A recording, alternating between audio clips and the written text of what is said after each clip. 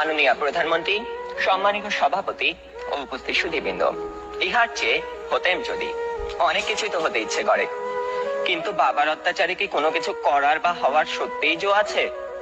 এই তো কদিন আগে বাসার সবাই মিলে নাটক দেখতে বসেছে। আমিও পরিবেশের গন্ধ শুকে আস্তে আস্তে এগোচ্ছি কোন রকমের দর্শকের সারিতে জায়গা দখল করার জন্য। অমনি বাবা গুরুগম্ভীর কণ্ঠে আদেশ জারি করলেন, দুদিন পরে তোমার পরীক্ষা, এখন তোমার এসব নাটক ফাটক দেখা চলবে না। কি আর করা, দরজার চৌকাঠ থেকেই ফিরে যেতে হলো।